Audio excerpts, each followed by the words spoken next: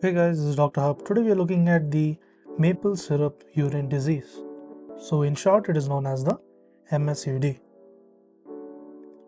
So what are the clinical features of this maple syrup urine disease? So the clinical features, it includes there is presence of the fetal ketoacidosis.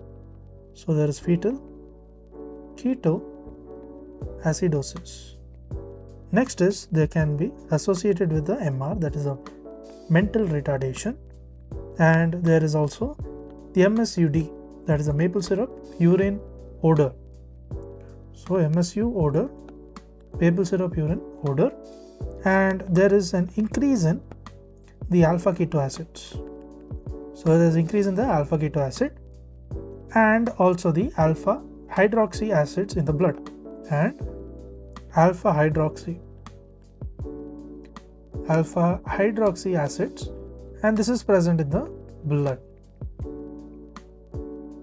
Now let's look at what is the treatment of this maple syrup urine disease. The treatment is nothing but it is a diet. So a diet which lacks the branch chain acids.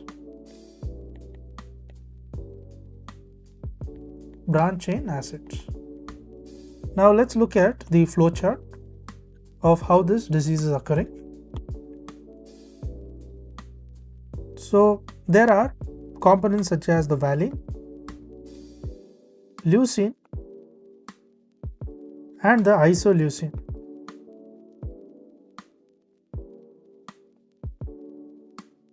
So this valine, leucine, isoleucine, they are moving on to the increased branch chain keto acids. The increased branch chain keto acids. So after the increased branch chain keto acids, then there is a conversion of this increased branch chain keto acids to the succinyl CoA and acetyl CoA.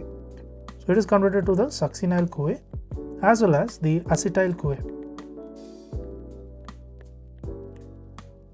So what is happening here is that there is a BCKD here.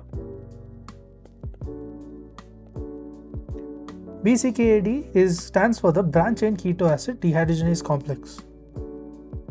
So there is branched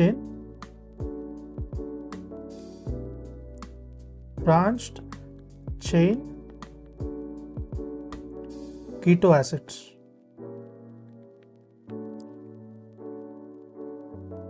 So in this maple syrup urine disease, this step is affected.